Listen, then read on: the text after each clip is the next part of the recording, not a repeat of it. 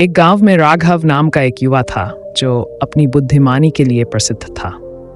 लोग अक्सर उसकी सलाह लेने आते, लेकिन वह बहुत कम बोलता था। उसकी खामोशी के पीछे एक गहरी समझ और जीवन के अनमोल अनुभव छिपे थे।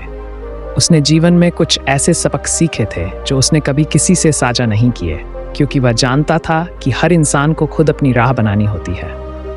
अधूरे सपने।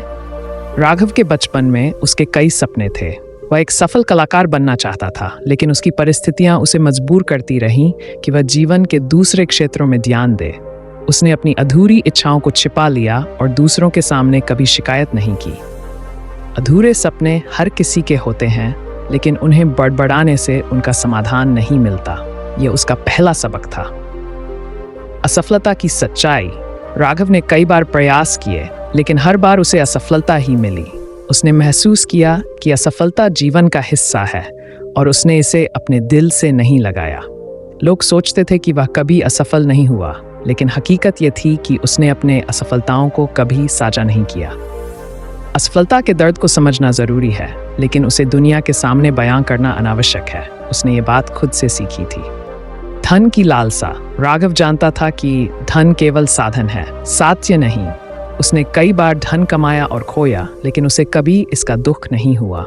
वह जानता था कि जरूरतों से ज्यादा धन केवल चिंताओं को बढ़ाता है। धन को संचय करने की चाह को अपने तक सीमित रखना चाहिए, उसने महसूस किया। संबंधों की चुनौतियां। राघव के जीवन में कई रिश्ते आए और गए। उसने सीखा कि हर रिश्ता स्थायी नहीं होता और हर किसी से उम्मीदें करना व्यर्थ है। वह अपनी संबंधों की उलझनों को दिल में रखता, लेकिन लोगों के सामने मुस्कुराता रहता।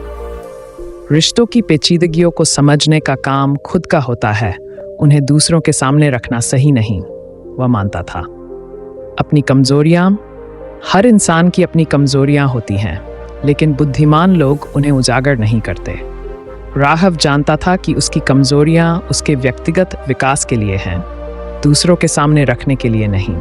कमजोरियों को समझना और उन पर काम करना बुद्धिमानी है, उसने खुद से कहा। दूसरों की आलोचना। राघव ने कभी किसी की आलोचना नहीं की, भले ही उसे दूसरों की कमियां साफ दिखाई देती थीं। वह जानता था कि आलोचना करने से कुछ हासिल नहीं होता, बल्कि ये रिश्तों को बिगाड़ सकती है। आलोचना को दिल में रखना और हर किसी को उसकी गति से सीखने देना ही सही है, ये उसका मानना था। राघव का आध्यात्मिक जीवन गहरा था, लेकिन वह इसे कभी किसी से साझा नहीं करता था। वह मानता था कि आध्यात्मिकता एक व्यक्तिगत यात्रा है जिसे सबके सामने उजागर नहीं किया जा सकता।